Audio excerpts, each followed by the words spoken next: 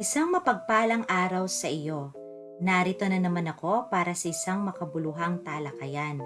Kung sa unang video ikaw ay natuto, ngayon sa ikalawang video na ginawa ko ay mas mapapalawak pa ang iyong kaalaman sa Module 1 para sa unang markahan sa asignaturang Araling Panlipunan, kahalagahan ng pag-aaral ng mga kontemporaryong issue. Huwag kang mag-alala, katulad ng nauna kong video, gagabayan muli kita. Tandaan, makinig ng mabuti upang maintindihan at maunawaan ang aralin.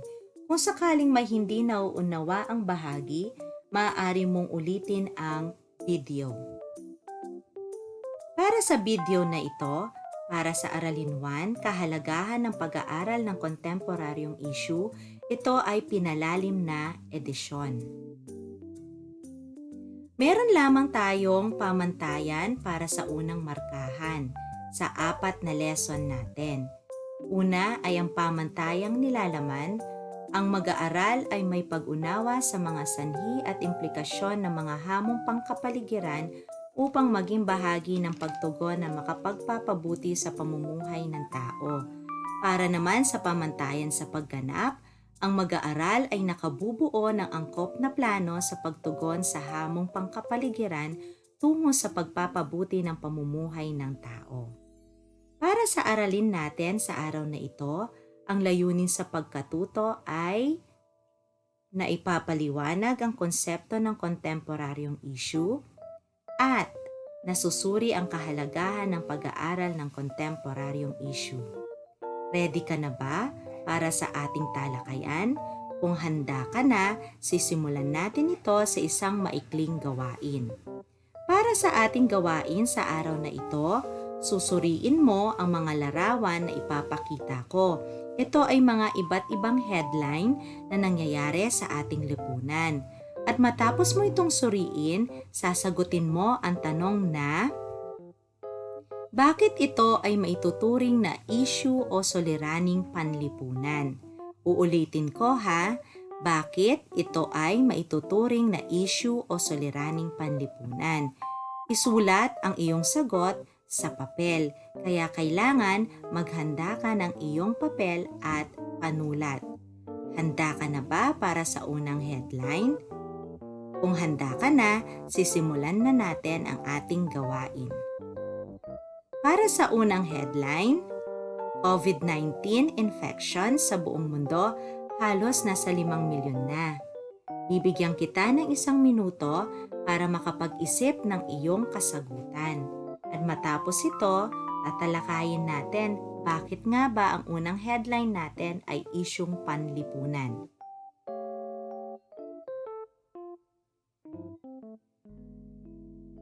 Naisulat mo na ba ang iyong kasagutan?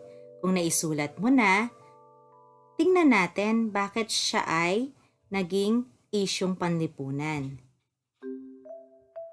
May tuturing na issue o suliraning panlipunan ang dumadaming kaso ng COVID-19 sa buong mundo dahil ito ay banta sa maraming buhay ng tao sa iba't ibang bansa sa buong mundo. Pinag-uusapan ang isyung ito dahil sa takot at pangamba ng bawat mamamayan. Issue din ito dahil maraming mga maralita ang hikahos sa buhay na kung walang trabaho, hindi mabibigyan ng pagkain ang kani-kanilang pamilya. Nahihirapan din ang gobyerno dahil sa kawalan ng disiplina at katigasan ng ulo ng mga mamamayan. Napapanahon itong issue na ito dahil ito ang krisis na nararanasan natin sa ating bansa at sa buong mundo. Ready ka na ba para sa ikalawang headline? Narito ang ikalawang headline. DOJ, 72,000 pesos bail para sa guro sa anti-Duterte tweet. Muli, bibigyan kita ng 1 minuto para maisulat mo ang iyong kasagutan.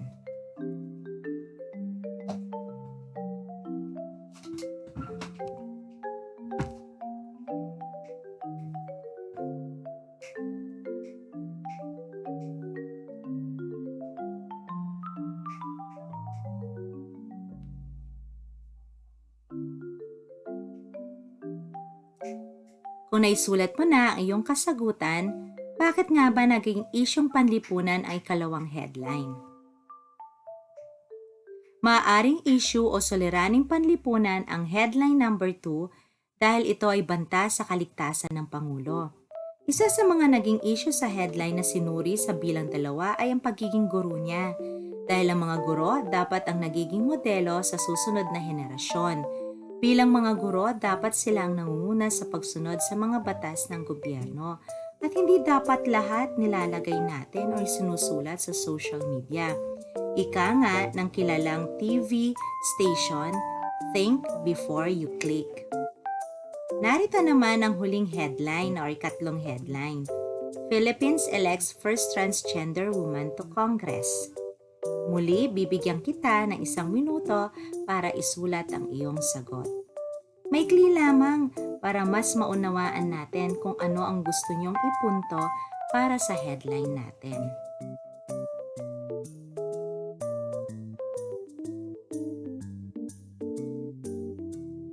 Naisulat mo na ba ang iyong sagot? Tingnan natin, bakit nga ba naging isyung panlipunan ang ating huling headline? Maaaring issue ang headline bilang 3 dahil ang bansa natin na hindi pa gaanong bukas sa konsepto ng transgender bilang isang pinuno ng bansa. At dahil tayo ay bansang kilala sa pagiging relihiyoso, maaaring marami ang hati ang pananaw sa pagkapanalo niya. Marami ang may bukas sa ganitong pananaw at marami din ang hindi o ayaw sa ganitong kasarian.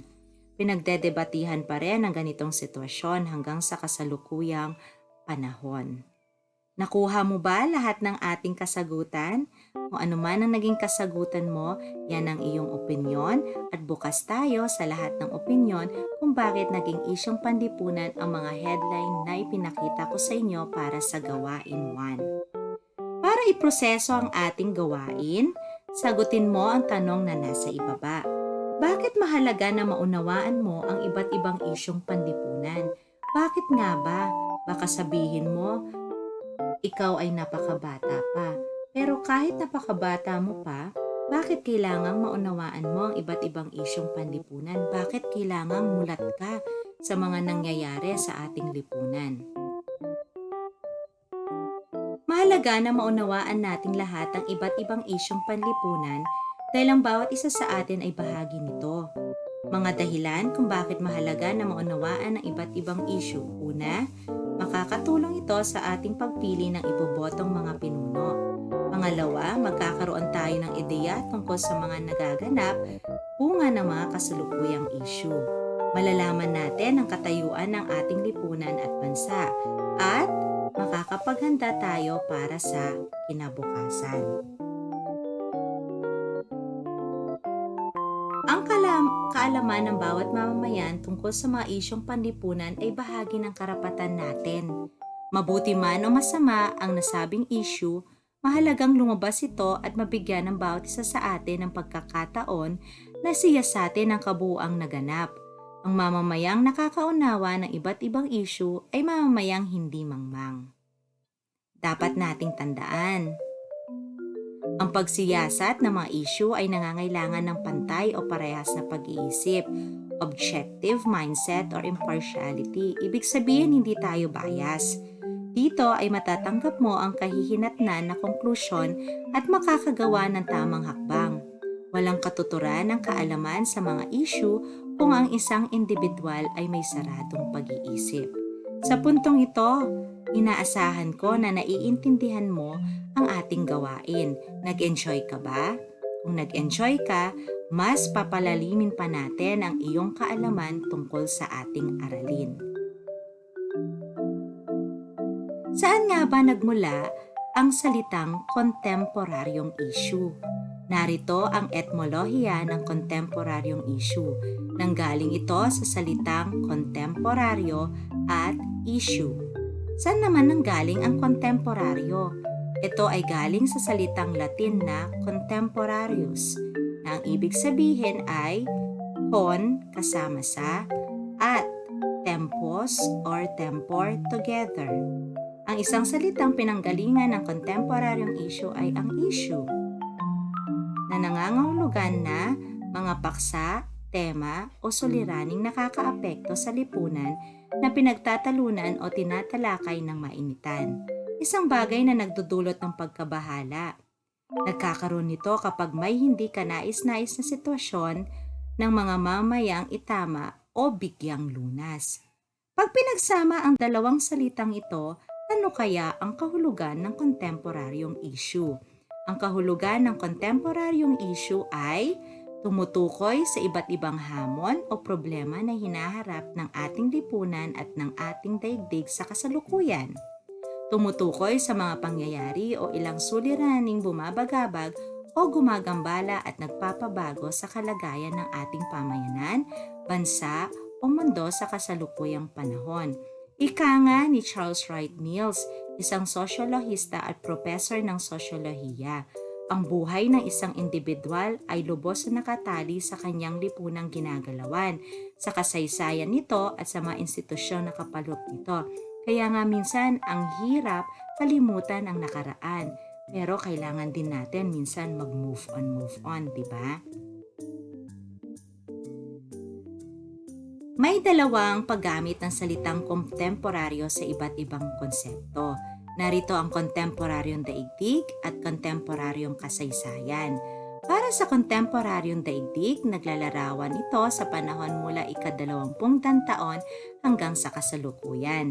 Ang mga pangyayari sa panahon ito ay naaalala pa ng mga tao sa ngayon. Halimbawa dito ay ang kaganapan noong World War II. Marami pa rin ang hindi makalimot sa dulot ng World War II.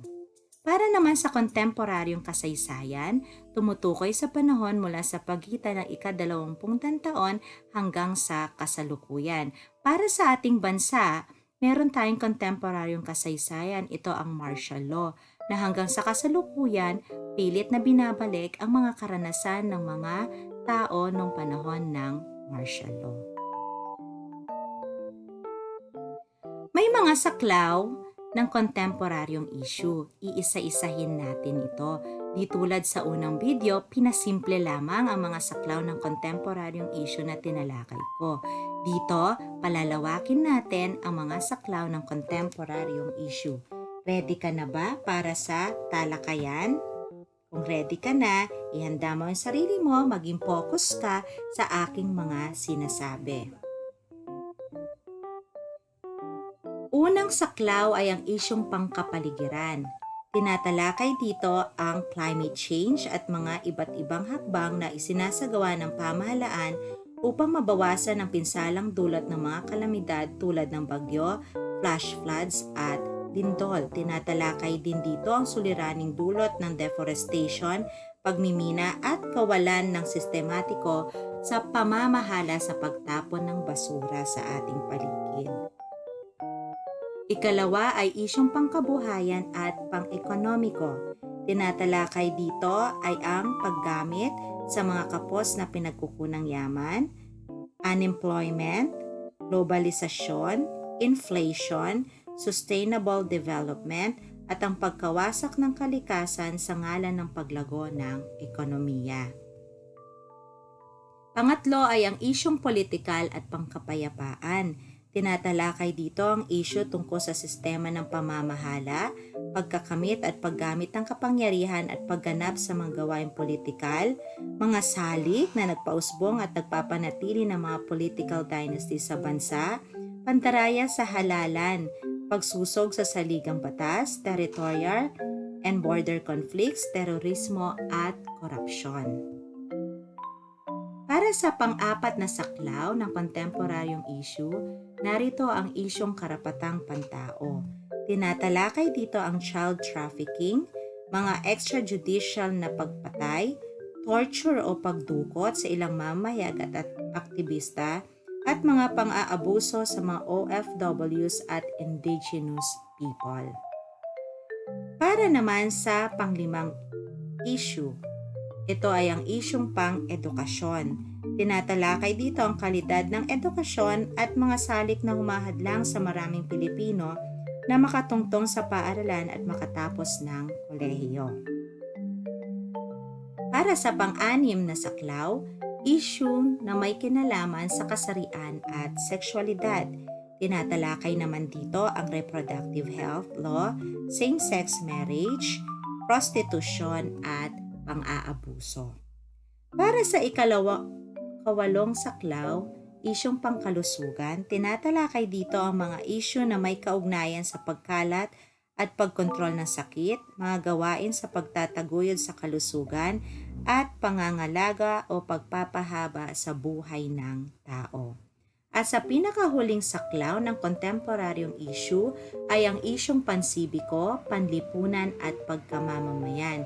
Tinatalakay dito ang iba't ibang gawaing pansibiko at politikal sa bansang Pilipinas. Nakuha mo ba ang lahat ng mga saklaw ng kontemporaryong issue? Kung nakuha mo ito, huwag mong kakalimutan dahil makakatulong sa iyo ito hanggang sa matapos natin lahat ng ating aralin sa Module 1. Ano nga ba ang mga batayan para turingan ang kontemporaryong issue bilang isang pangyayari o suliranin? Number 1, mahalaga at makabuluhan sa lipunang ginagalawan.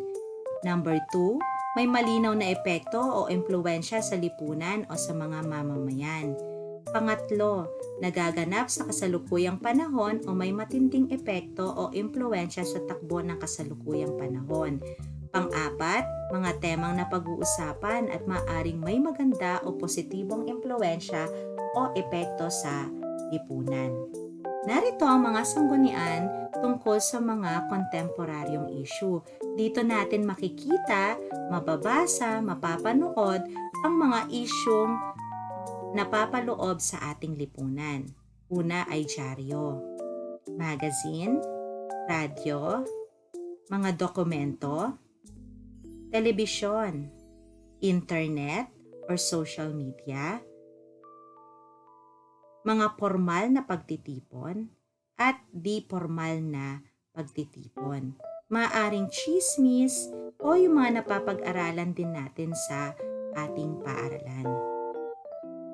Paano ba sinusuri ang kontemporaryong issue? Narito ang pagsusuri sa kontemporaryong issue. Kahalagahan, mga pagkakaugnay, epekto, personal na damdamin, iba't ibang pananaw, pinagmulan, at mga maaaring gawin. Ating tatandaan sa ating tinalakay ngayong araw na ito na ang kontemporaryong issue ay tumutukoy sa iba't ibang hamon o problema na hinaharap ng ating lipunan at ng daigdig sa kasalukuyan. Tumutukoy din sa mga pangyayari o ilang suliraning bumabagabag o gumagambala at nagpapabago sa kalagayan ng ating pamayanan, bansa o mundo sa kasalukuyang panahon. Galing sa salitang Latin ang na contemporaneous, con kasama sa at tempus at tempor together, ang kontemporaryong issue. Tatandaan mo yan ha. Ang issue naman ay isang bagay na nagdudulot ng pagkabahala. Ano nga ba ang gamit ng salitang kontemporaryo sa iba't ibang konteksto? Nandiyan ang kontemporaryong daigdig at kontemporaryong kasaysayan. Mga saklaw ng kontemporaryong issue, huwag mong kakalimutan. Isyong pangkapaligiran, isyong pangkabuhayan at pang-ekonomiko, isyong politikal at pangkapayapaan, isyong karapatang pantao, isyong pang-edukasyon, isyong may kaugnayan sa kasarian at sexualidad, isyong pangkalusugan, at isyong pansibiko, panlipunan at pagkamamamayan. Mga sunggunian tungkol sa mga kontemporaryong issue: pahayagan, magazine, radyo, telebisyon, internet, informal na talakayan, maaaring sa bahay o sa komunidad, at formal na talakayan sa paaralan o sa pamayanan. Pagsusuri sa kontemporaryong issue, kinakailangan ng kahalagahan, epekto, personal na damdamin, maaaring gawin, pinagmulan, iba't ibang pananaw, at mga pagkakaugnay. Huwag mong kakalimutan lahat ng ito para sa ating aralin sa araw na ito. Binabati kita dahil natapos natin ang unang aralin at unang bahagi ng Aralin 1 para mataya ang inyong kaalaman sa natapos nating aralin. Magkakaroon tayo ngayon ng pagsusulit. Narito ang panuto.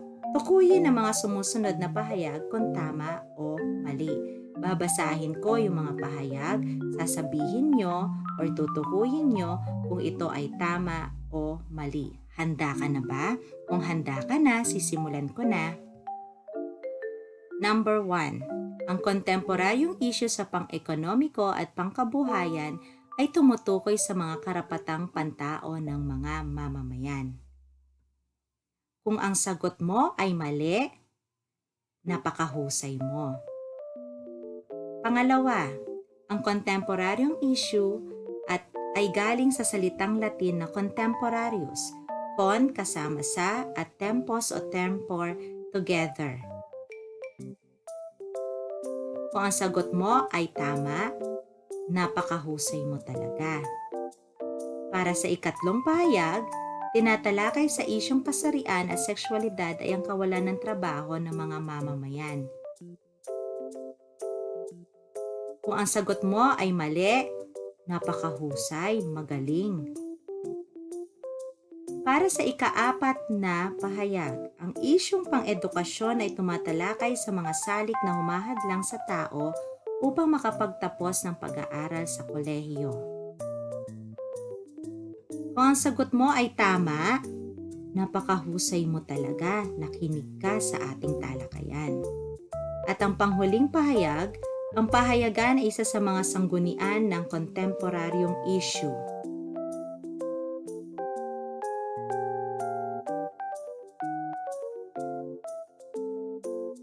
Kung ang sagot mo ay tama, napakahusay mo. Binabati kita dahil nakuha mong lahat ang ating pagtataya sa araw na ito. Binabati kita.